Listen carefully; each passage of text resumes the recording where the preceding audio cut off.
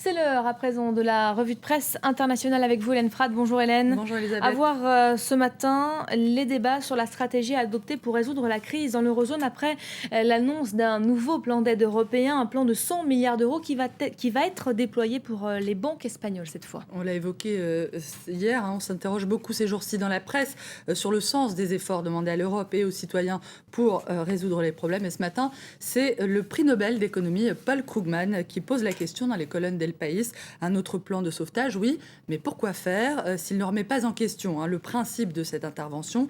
Eh bien, l'Américain se demande, l'Europe vient certes en aide aux banques, mais qui vient en aide aux Espagnols les plus démunis, qui vient en aide à ces milliers de jeunes chômeurs que l'Espagne compte. On intervient en faveur des banques, mais qu'en est-il de tous ceux que l'économie est censée servir?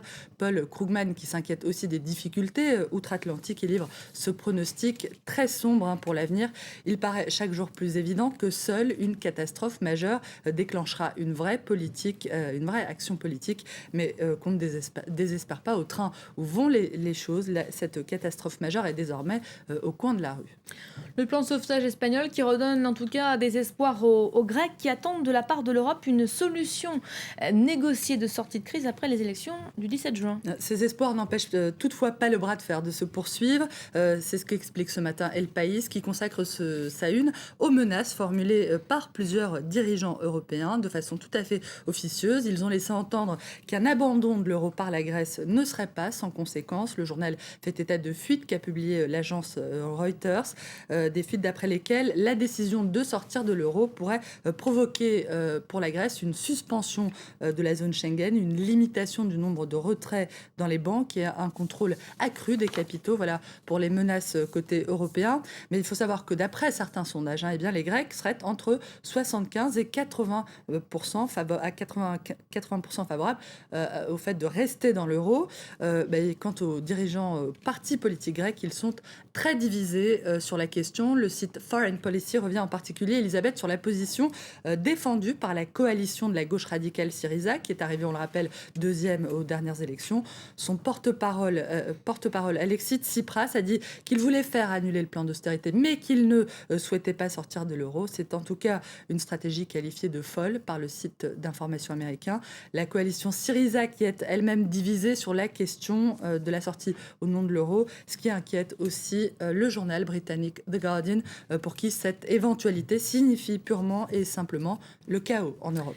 La presse britannique qui revient également largement ce matin sur l'audition hier du ministre des Finances, George Osborne, devant la commission de Leveson. Oui, cette commission tente depuis plusieurs semaines, c'est une commission parlementaire qui tente depuis plusieurs semaines de faire la lumière sur les accointances ou non entre les conservateurs britanniques et le groupe News Corp, l'empire médiatique de Rupert Murdoch, qui a été au cœur du scandale News of the World. Le chancelier de l'échiquier devait s'expliquer sur l'existence ou non d'un accord entre les conservateurs et le groupe pour leur permettre de remporter les élections en 2010. C'est à la une ce matin de Independent qui rapporte que le ministre a nié l'existence d'une entente, quelle qu'elle soit.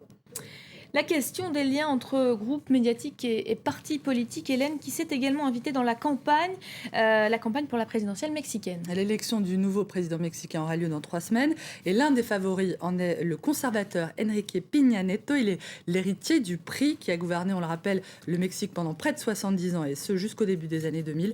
Il est accusé en ce moment d'avoir tout bonnement payé Elisabeth pour une couverture télé favorable à sa carrière. Ce sont des révélations Wikileaks publiées ce matin par The Guardian qui évoque le traitement privilégié qui aurait été accordé pendant des années à Peña Nieto par Televisa, qui est la principale chaîne de télé mexicaine, y compris d'ailleurs à l'époque où le candidat était gouverneur de l'État de Mexico entre 2005 et 2011. Ce sont des révélations qui provoquent un énorme scandale en ce moment au Mexique, où des milliers de jeunes manifestent contre sa candidature dans les rues depuis dimanche. Merci beaucoup Hélène, c'était la revue de presse internationale.